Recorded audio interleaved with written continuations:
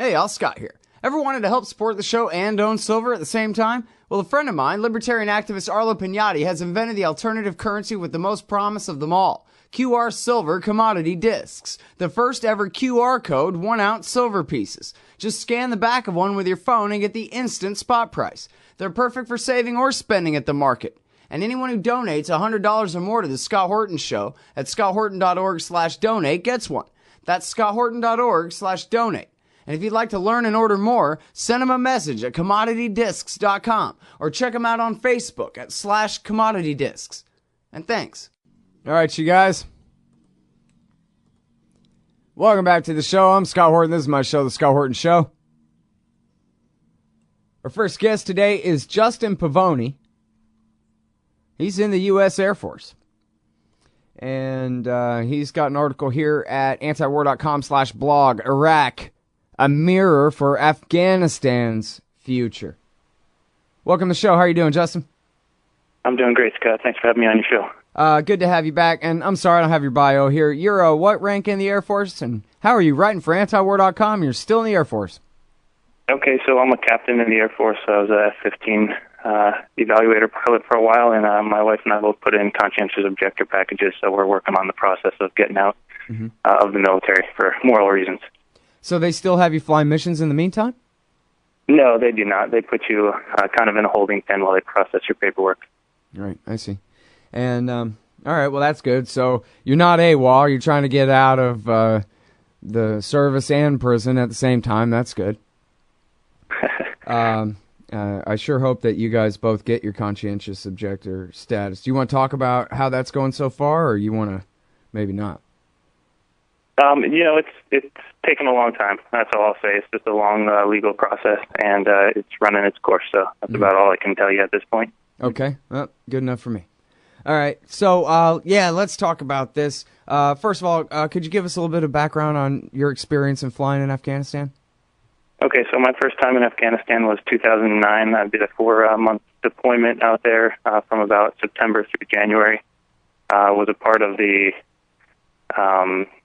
Battle of Kamdesh. That was probably the highlight of the tour. That's when a small outpost out in northern Afghanistan got attacked. It was named Cop Keating.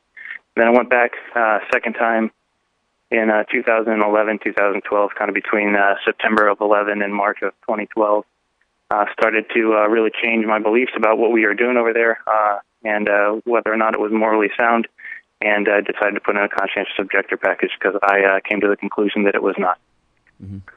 And then at what point did you meet and marry your wife, and what about her views? They changed along with yours or already before y'all got together, or how'd that work? Yeah, so my wife, Jessica, and I met at the Air Force Academy. We were 2006 grads, so we actually met in basic training back in 2002.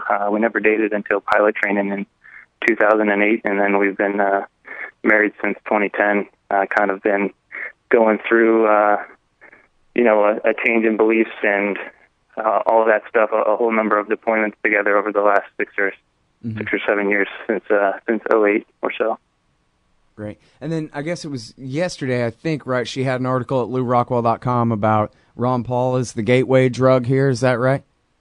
Yeah, so for us, we found out about kind of a different ideology from Ron Paul. Not only just an ideology, but more importantly, kind of the basic moral principles that most people grow up with. The golden rule or the silver rule: don't hurt other people unless you're actually being attacked.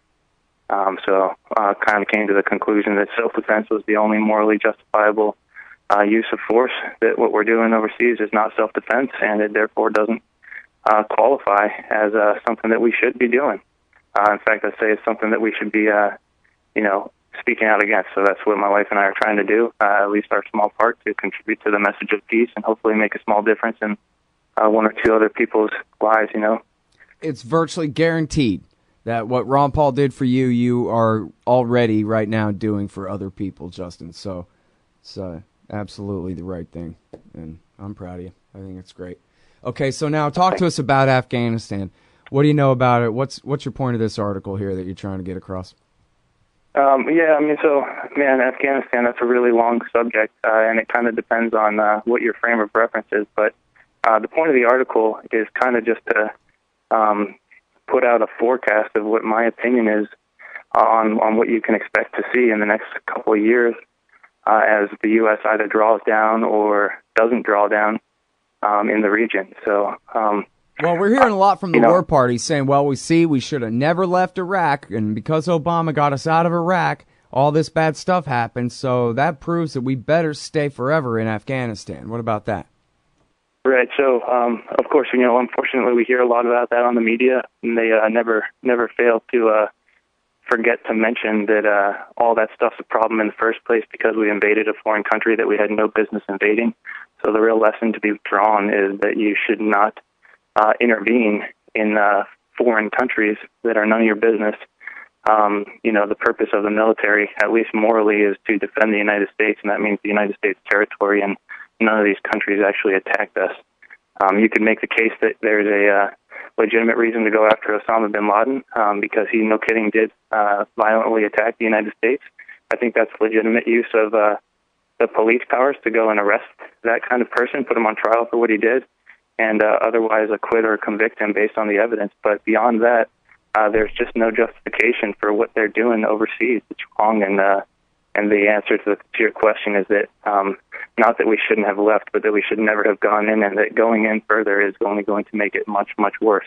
And, you're seeing that in Iraq right now with ISIS, and I expect you'll see the same kind of thing in Afghanistan whenever the United States leaves. And what you'll probably hear is the same kind of rhetoric that we need to get back in Afghanistan and start bombing them again and reinstalling another puppet government. And unfortunately, that is the wrong answer.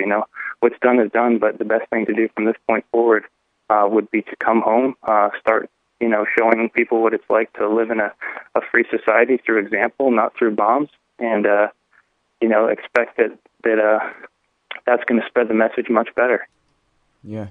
Well, it seems like in Iraq, for all the years of violence, that basically the situation before was the minority rule, and with the American war it was overthrown, and the majority, the Shiites, who are more than 60% of the country, they wanted Baghdad, but they never really want to go much further than that. So in essence, the Americans stayed long enough for a new kind of permanent status quo to be reached, and what's going on now is kind of the final declaration of independence of Sunnistan there in the caliphate, but the lines aren't much different than they were when America left. I mean, Maliki Zaupadi's been replaced by another guy from the same Dawa party, of course, that kind of thing. In Afghanistan, though, America's been fighting against the majority this whole time for this coalition of minorities and very corrupt, warlords who have a lot of resentments against them going way back to the 90s and the 80s, even before. And I wonder if, it's going to be much more like the fall of Saigon type situation in Afghanistan than we've seen in Baghdad. Baghdad is still pretty much safe for the Shiites, if not for Maliki himself, right? But it's safe for their power to hold on to for the long term. I don't mean security-wise on a daily basis. You understand what I'm saying? But in Afghanistan, it seems like it's America, and without America propping up the Tajiks and the Uzbeks and the Hazaras, that they got to run like hell from the Taliban army coming their way, no? Well, it's interesting. So, the United States provided support via the CIA in the 80s to oppose what was happening with the Soviets in Afghanistan. And, those guys were, as you know, called the Mujahideen. And they had two different factions, kind of the different factions that interpret Islam in two polar opposite ways. You've got the what we would call the extreme fundamentalist Islam faction. That became kind of the Taliban. And then you have the little bit more peaceful interpretation, and that was kind of headed up by a guy named Massoud, who was the leader of what became the Northern Alliance. And yeah, that's the Uzbeks, Tajiks, Hazaras, and all those guys that you're talking about. I wouldn't say that we're necessarily supporting the minorities out there. Yes, we were allied with them when we first invaded the country, but the president of Afghanistan has been a Pashtun, this whole time, and that's right. the ethnic majority of the country, and that's also where the Taliban kind of find a lot of their support from. So, right. I think what they're trying to do is install someone who is palatable to the majority of the population. Right. All right, hold it right there, Justin. We got to take this break. That's a good place to pick it up on the other side, though, is the Pashtuns and the new prime minister and everything. So hold it. What was the only interest group in D.C. pushing war with Syria last summer? AIPAC and the Israel lobby. What's the only interest group in D.C. pushing to sabotage the nuclear deal with Iran right now? AIPAC and the Israel lobby. Why doesn't the president force an end to the occupation of Palestine, a leading cause of terrorist attacks against the United States? AIPAC and the Israel lobby. The Council for the National Interest is pushing back, putting America first and educating the people about what's really at stake in the Middle East. Help support their important work at councilforthenationalinterest.org. All right, y'all, just posting today's show up on liberty.me. Speaking of liberty.me, we're running a Jeff Tucker piece at antiwar.com today. He doesn't usually write about antiwar.com-y type stuff, but today he did. Antiwar.com-y. I should be more careful. Hey, I wonder if that's a web address. We should get that, make sure it forwards. All right, I'm talking with Justin Pavoni. He's in the U.S. Air Force. He's done a few tours in Afghanistan, over Afghanistan. We're talking about the situation there. Fun anecdote, Justin. The great war reporter Eric Margulies, who's actually going to be on the show about Ukraine later, he says that Massoud was KGB all along. He wasn't really a mujahideen. He was the guy that pretended to fight while the Pashtun tribesmen were the ones who did all the real killing and dying in the war against the Russians. But anyway, now you're right. Hamid Karzai is, in fact, a Pashtun, although I don't know how closely he has much of a relationship with the people of the South and the East and the tribal leaders there who do seem to support the Taliban. I just don't know, really. I need to read Anand Gopal's book, is what I really need to do.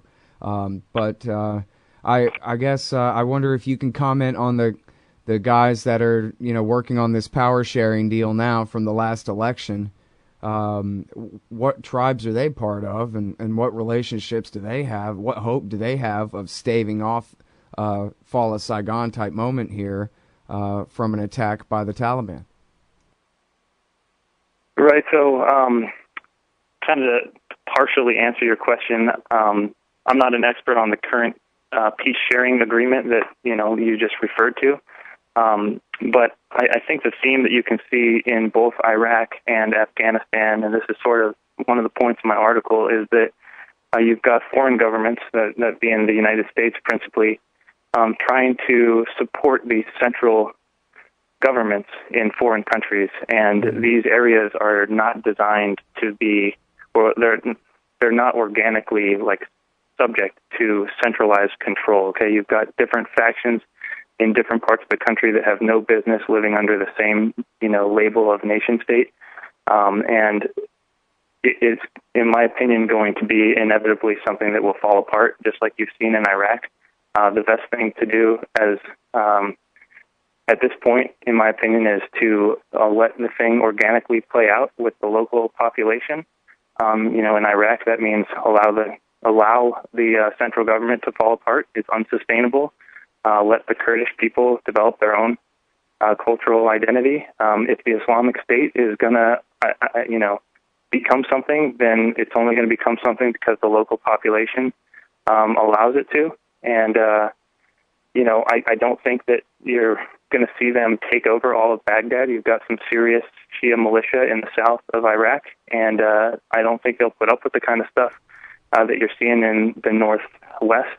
Similarly, in Afghanistan, the fact of the matter, in my opinion, is that you're going to see the Taliban run roughshod over this central government in Kabul one way or another eventually. They're hardened fighters. They are ideologically driven, and they've been fighting the Soviets and the Americans for the last 2 decades, and they're already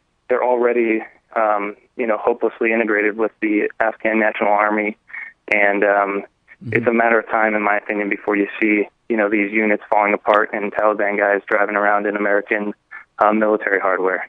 Wow, that's a very important part there, integrated into the Army, just because they've just sent their foot soldiers to go and join it, basically, to await the day. Is that it?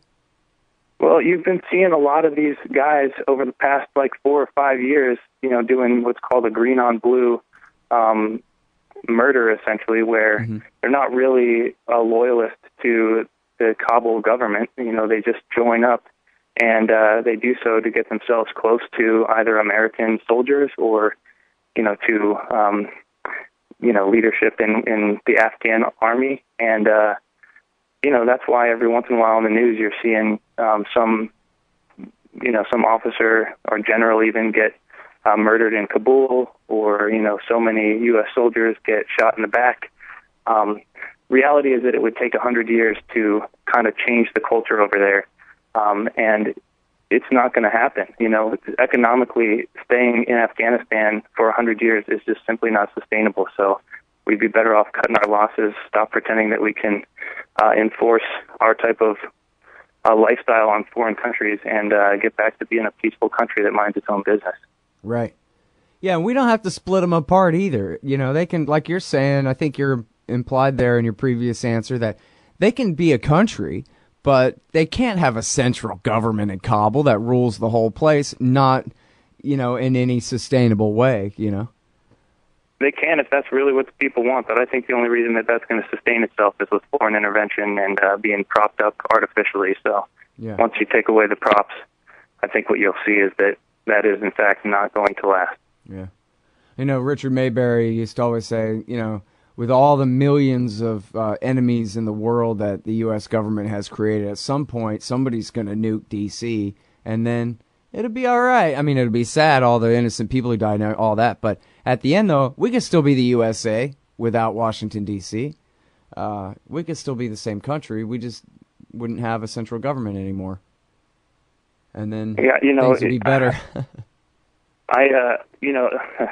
Not to go the other direction on your joke. I know you're joking, but there's a lot of decent people in D.C. as well as a lot of what we joke around about as crooked politicians. But gosh, man, on the topic of nuclear weapons, all I really can say is that nuclear weapons are a real huge danger to humanity, and it is in fact dangerous for any country to have them, whether it's Iran or the United States, and we'd be better off, again, leading by example and getting rid of our own. Stop pretending that we'll actually use the things again, because frankly, if it comes to that point, I would go back with the two wrongs don't make a right. You're not gonna do any good by nuking someone back and killing another 100,000 people or whatever it would be. I mean, the whole idea of nuclear weapons is just insane. So, in my plane, we train for nuclear weapons, and I can just tell you that most guys probably, they train for it. They think that they'd never actually use it. But I think, I can tell you, I would absolutely never drop one of those things. I think it's insane and criminal, and hopefully none of that stuff ever happens. The best way to prevent that would be to start leading by example and getting rid of them. Yeah, no, that's such an important point. It's the most important point in the whole wide world, actually, that, our society and a lot of the rest of the population of the world is just kind of on autopilot on this issue. That, it's true, the politicians are sitting on these things, especially the Americans and the Russians, as you say, the danger that they pose is, nearly unimaginable. Absolutely, I think, even very powerful, very centrist, very establishment people have said we don't need these. We could disarm and we could still deter any attacker from ever coming at the United States, any nation state with a return address from ever attacking us. And, right. And we could, like you say, just lead the world and say, look, we're just disarming. We're not even mandating that you guys have to either. We're just saying we are and you should. And we'd be so much better off just right there. I absolutely I couldn't agree more, man. I could not agree more. So no, that's me agreeing with you, dude. You absolutely nailed it. People just, I don't know. It's funny. It's like they just figure, oh, well, they'll never be used. But it seems to me like it's a mathematical certainty that they will, since there are thousands and thousands of them. Maybe not in your lifetime or mine, but maybe. whether or not they're used, there's a potential for them to be used so long as they exist, and that's a terrible potential that is, quite frankly, not something that you should ever consider using even in self-defense, because it doesn't meet any logical or rational standard of proportionality whatsoever. Right. The people who would be harmed as a retribution for someone else dropping a nuke on you would be a bunch of innocent people that didn't have anything to do with it in the first place. So,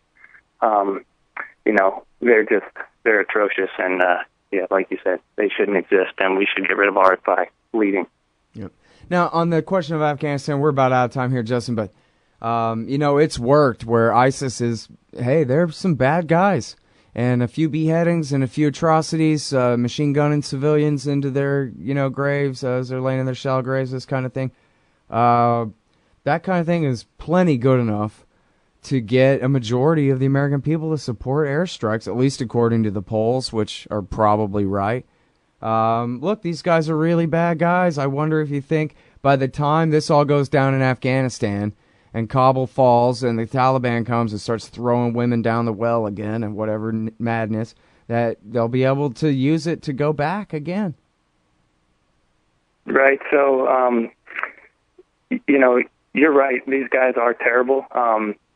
There's no question about that. And you're also right that, the media definitely uses atrocities to, try and justifiably, want to do something about what is a terrible thing. Unfortunately, I don't think people have enough of an understanding that, what really leads to this stuff is all of the intervention in the first place, right? So ISIS came to power as a spin-off of the rebel fighters that the United States Central Intelligence Agency was supporting in Syria in the first place as a mechanism to try and overthrow yet another government. And, it's not a big surprise that when you give weapons to what were called rebel fighters before, that, when they cross a border and start chopping heads off, that now they're terrorists and they do atrocious stuff. I mean, the best thing we could do is recognize that none of this stuff was happening before America decided to overthrow, a large number of governments in the Middle East. And, unfortunately now, there's going to be some blowback, but it's not going to get any better with more bombs. So all these bombs you've seen in the last month or so are being used as a justification for more atrocities. That's just a fact. Yep. Well, I wonder, I think people, for whatever reason, maybe they care a little bit more about Iraq than Afghanistan. Afghanistan is just so far away. I wonder when they finally get, as you describe it, the last couple of 10,000 troops out of there, whether we'll be able to be pressured into going back there again, or whether the American people will finally have had it, But I guess it depends on how long it is before that happens, right? We could be talking about later this year. With a fall of Saigon moment, it might not wait until the last American troops are gone. Right. Well, Scott, that's why your show is so important. That's why guys like Ron Paul are speaking the truth. And it's not just Ron Paul. There's a lot of guys on the Democrat side, like Dennis Kucinich, who's been promoting peace for several decades. And, the moment that the ideas change, the country will change after that. So when people hold different ideology and the predominant view does not support this intervention, then the actions will start changing, in due time. So first comes good ideas, and then next comes action. Well said. All right. Well, thank you very much. I sure appreciate it, Justin. Yeah, thanks for having me on your show, Scott. I appreciate it, man. Oh, yeah. All right, y'all. That is Captain Justin Pavoni, U.S. Air Force, in the process of getting out on conscientious objector status and here writing for antiwar.com. Iraq, a mirror for Afghanistan's future. We'll be right back in just a sec. Hey, I'll Scott Horton here for The Future of Freedom, the monthly journal of the Future Freedom Foundation at fff.org/subscribe. Since 1989, FFF has been pushing an uncompromising moral and economic case for peace, individual liberty, and free markets. Sign up now for the Future Freedom, featuring founder and president Jacob Hornberger, as well as Sheldon Richmond, James Bovard, Anthony Gregory, Wendy McElroy, and many more. It's just $25 a year for the print edition, $15 per year to read it online. That's fff.org/subscribe. And tell them Scott sent you. Man, you need some new stickers for the back of your truck. Scott Horton here for LibertyStickers.com. Aren't you sick and tired of everyone else being wrong about everything all the time? Well, now you can tell them all what's right with some stickers from LibertyStickers.com. At LibertyStickers.com, they're against everything, so you know they're good on your issue, too. Whether it's the wars, police, state, gun laws, the left and right, or the president, LibertyStickers.com has hundreds of choices so you can find just the right words to express your opposition and contempt for those who would violate your rights. That's LibertyStickers.com. Everyone else's stickers suck. Hey y'all, Scott here. So you made a little bit of money in this horrid economy only to find that the Fed has more or less outlawed saving. So into the treacherous waters of the stock market bubble you go. But how to make a little money without too much risk of losing it all? Check out wallstreetwindow.com. Mike Swanson is a successful former hedge fund manager who opens a very real window into his main account, updating his subscribers on the facts of and the reasoning behind all his market moves. Follow along on paper or with real money and see what happens at wallstreetwindow.com. Hey, all Scott here. If you're like me, you need coffee. Lots of it. And you probably prefer it tastes good, too. Well, let me tell you about Darren's Coffee Company at darrenscoffee.com. Darren Marion is a natural entrepreneur who decided to leave his corporate job and strike out on his own, making great coffee. And Darren's Coffee is now delivering right to your door. Darren gets his beans direct from farmers around the world, all specialty, premium grade with no filler. Hey, the man just wants everyone to have a chance to taste this great coffee. Darren's Coffee. Order now at darrenscoffee.com. Use promo code SCOTT and save $2. darrenscoffee.com.